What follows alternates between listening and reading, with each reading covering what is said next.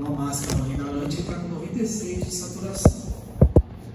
Então, olha aqui, a frequência respiratória do paciente estava de 55.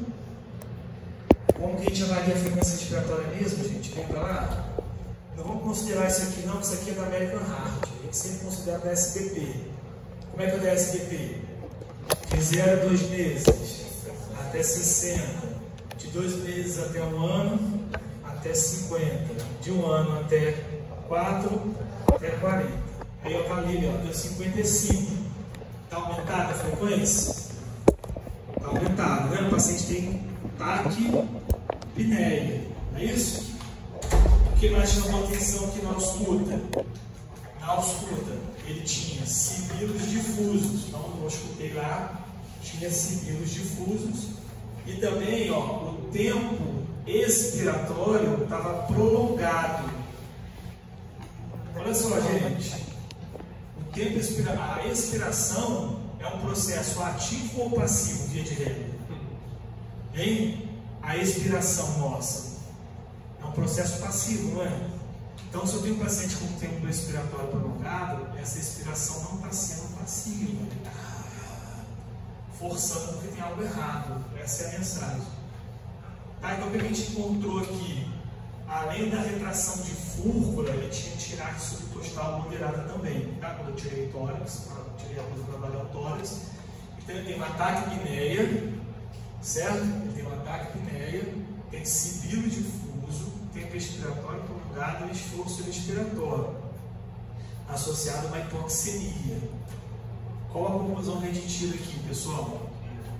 Topograficamente falando, né? A gente está falando de problemas respiratórios, né? Aonde que está o problema aí nesse paciente?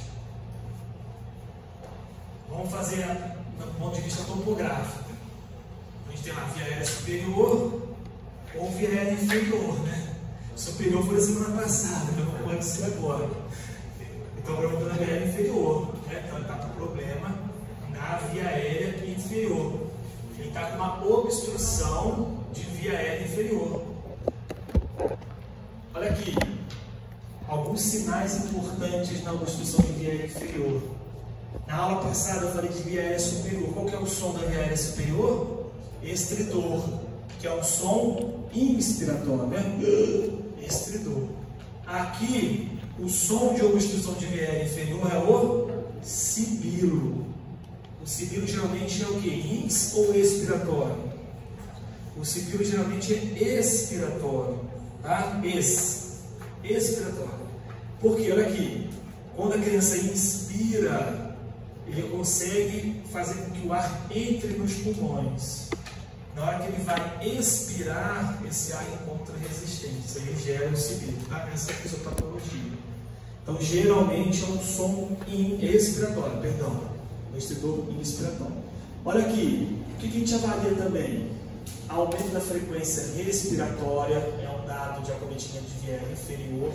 Então, todo caso clínico de vocês, na prova e na vida, contou a frequência respiratória, está aumentada, eu tenho que pensar em doenças pulmonares, tá? Doenças pulmonares. Se a frequência respiratória está aumentada com sibilo, eu tenho que pensar em obstrução de via aérea inferior como problema pulmonar que está causando esse aumento de frequência, tá? Um raciocínio bem simples, bem objetivo, para a gente poder entender aqui qual que é o problema do nosso paciente. O que é importante avaliar também? Esforço respiratório. Então, as retrações, o batimento de asa do nariz, a expiração prolongada acaba sendo um esforço respiratório. O que a gente tem que lembrar aqui, gente? Que o esforço respiratório é um dado precoce em crianças, né? Então, a criança fadiga mais cedo. Por que isso? Porque a criança geralmente já tem uma frequência aumentada por natureza, porque tem uma via aérea menor, não é isso? Menor calibre, e também tem uma diferença muito grande de complacência.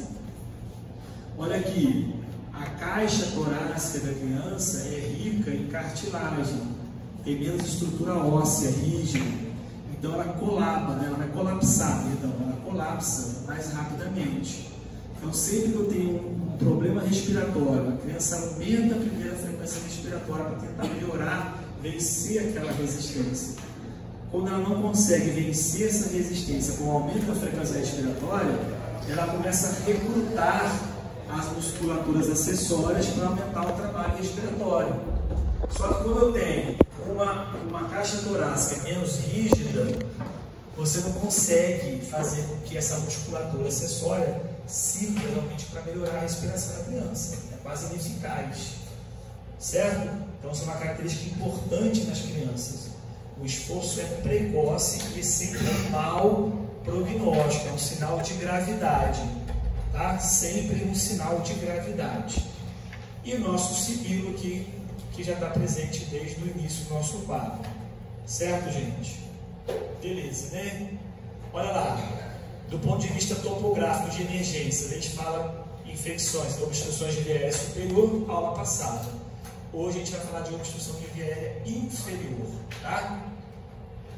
Olha só, como é que eu trato a obstrução de via aérea inferior? Medidas gerais. Medidas gerais servem para tudo, né? Então, ó, posicionar o paciente, está com secreção, aspira, bota ele no conforto, oferta o oxigênio, é isso. Não precisa de ficar muito tempo aqui perdendo, fosforilando nisso. Agora a gente tem que pensar o tratamento específico. Porque o que esse paciente tem? Já dei um spoiler aqui, vamos voltar. O que esse paciente tem? Quem viu? Está prestando atenção? Viu, né? O que esse paciente tem? Ele tem, olha, ele tem um sinal de obstrução de via aérea inferior, está com sibilo, está com esforço. Agora eu precisava de conversar com o responsável, né? Seria interessante. Então, nesse momento, faz o sample lá, você vai lá conversar com a mãe. Aí chega e pergunta: olha, o que foi com o menininho aí? Ah, está tossindo há quantos dias? 2 dias. Aconteceu alguma coisa? Ah, o tempo virou, você já está falando da história dele, tá? O tempo virou, ele começou a tossir, piorou, trouxe ele para cá. Aí eu pergunto: já aconteceu isso antes? Doutor, vira e mexe, ele fica assim. O tempo vira e ele vira junto. Teve febre? Não, não teve febre. Está com vômito? Também não tem vômito. Teve diarreia? Também não teve diarreia. Tem alguma alergia? Não tem alergia. Já ficou internado? Ah, ele ficou internado quando era pequenininho por causa de bronquiolite. Ele tinha 6 meses de idade, ficou internado. Quando foi a última refeição que ele fez? Ah, ele tomou um copo de café com leite de manhã, depois não quis mais nada porque ficou cansadinho, tá? Então, colhi o sample. Então, tem uma criança aí com recorrência, né? Parece que é um quadro recorrente, uma criança de 3 anos, com um quadro recorrente sempre associado à mudança de tempo. Então, provavelmente, esse paciente tem o quê, gente? A asma, aqui na criança menor de 5 anos, a gente prefere chamar de sibilância recorrente, tá? Tanto faz, não é o mesmo. Se ele tiver um índice preditivo positivo para asma, vai tratar igual asma. Como é que eu vejo o índice preditivo para asma? Avalio lá, história familiar. Aí fala: ah, o pai tem bronquite, doutor. Ou ah, a mãe tem rinite, ou então ele tem dermatite atópica. Cara, isso aí é asma. Só não tem diagnóstico ainda, mas o tratamento é o mesmo. Ele apresentou uma crise que levou até a emergência, tá? Então esse é o contexto da história. Qual que é o principal desencadeante de crise de asma, vou botar entre aspas aqui, em crianças? Mudança de tempo, mas ali, ó, competindo com infecção viral, tá? Resfriado comum é muito frequente. Criança asmática, que começa com resfriado comum, começa a saturar, se vira para emergência. Então são os 2 principais desencadeantes aí em crianças. Certo? O que é importante a gente saber aqui, gente? Qual que é a fisiopatologia aqui? A criança tem uma via aérea inferior obstruída. Por quê? O que aconteceu com essa via aérea inferior desse paciente? A asma é uma resposta exacerbada a um estímulo. Não é isso? Esse estímulo funciona como um alérgico.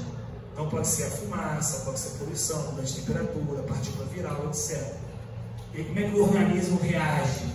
Ele faz uma broncoconstrição, os brônquios, bronquíolos que tem musculatura ficam constritos, né? Reação, isso é uma reação. E o que mais tem nesse processo todo, gente? Edema e o que mais? Muco.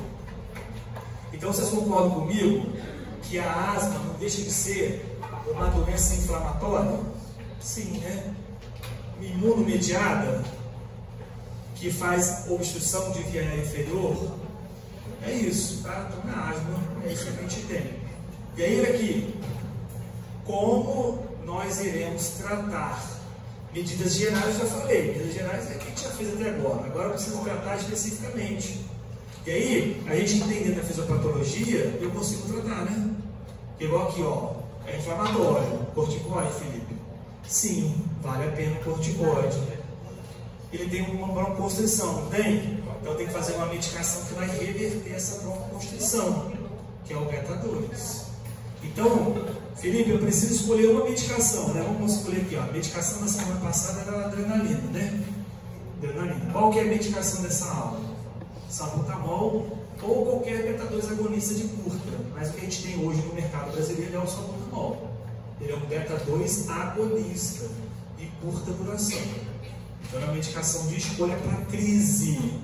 Ele não serve para manutenção, é crise, reverter o broncoespasmo. Beleza? Agora, tem um processo inflamatório, né? Então também você vai utilizar o corticoide para esse paciente. Mas para saber quais as medicações especificamente, né, falando, eu tenho que classificar o tipo de crise. Porque eu tenho crise leve, crise moderada e grave. Eu não posso ter o mesmo tratamento, né, gente? Vocês concordam comigo? Eu não posso tratar da mesma maneira um quadro leve, quadro grave. Quadro leve são aquelas crianças que chegam bem, conversando, ativa, a frequência respiratória está um pouquinho aumentada, quase não tem esforço, saturação boa, 95, 96, quer dizer, está ótima a criança. Essas crianças, você faz a medicação ali, ó, na emergência, melhora, vai para casa, na maioria das vezes. Agora, já os quadros moderados e graves, não, são pacientes que já chegam com algum problema mais sério, então tem mais esforço, já começa a ter comprometimento neurológico por causa de hipoxemia, né? O esforço é mais acentuado, a frequência respiratória está mais aumentada, né? Está maior do que a criança com crise leve. Todos eles vão ter uma frequência aumentada, né? Só que a frequência vai ficando cada vez maior, de acordo com a gravidade. O esforço também é mais importante, a saturação cai mais. São pacientes que, dependendo da gravidade, começam a fazer acúmulo de gás carbônico, então corre um agaso, vai ter um aumento de VCO2, né? Então é importante classificar. Na prática, gente, a gente sempre vai pensar para o pior. Então eu só considero o quadro leve se a criança preencher todos os requisitos de quadro leve. O que é o quadro leve? É aquela criança que chega bem lá no hospital, chega bem mesmo. Ela chega conversando, chega brincando, falando, você vê saturação 96, aí você vai avaliar, quase não tem esforço, não tem esforço muito discreto, cara, isso é leve. Aí você vai escutar, tem sibilos, mas são sibilos mais discretos, né? Leve. Beleza? Esse é o quadro leve. Agora, tem esforço moderado, isso já não é mais leve, tá? Tá com dificuldade para falar, já não é mais leve, beleza? E aqui, ó, basta um, tá, gente? Basta um achado para classificar pior o meu paciente. Então, o nosso paciente do quadro clínico, né? Vocês classificariam ele e por quê? Grave, né? Por quê? Ele tinha muita agitação e também, ó, a saturação dele, tá? Saturação estava abaixo de 90. Olha aqui, na prática a gente quase não usa o Peak Flow. Já viram o Peak Flow? Peak Flow você vai pede para a criança soprar, então a criança tem que ter uma compreensão daquilo. 3 anos de idade a criança não vai conseguir fazer Peak Flow, esquece, tá? Peak Flow eu consigo fazer em crianças maiores, 6 anos em diante, e tem que ter disponível no meu hospital, tá? Mas é um excelente preditor de gravidade, é um dos melhores, tá? Um dos melhores preditores de gravidade é o Peak Flow. Quanto menor a capacidade do meu paciente, maior a gravidade. Então aqui, por exemplo, um paciente que tem um Peak Flow que menor do que 60% da capacidade dele para a idade, é um paciente muito grave. E qual que é o meu medo aqui?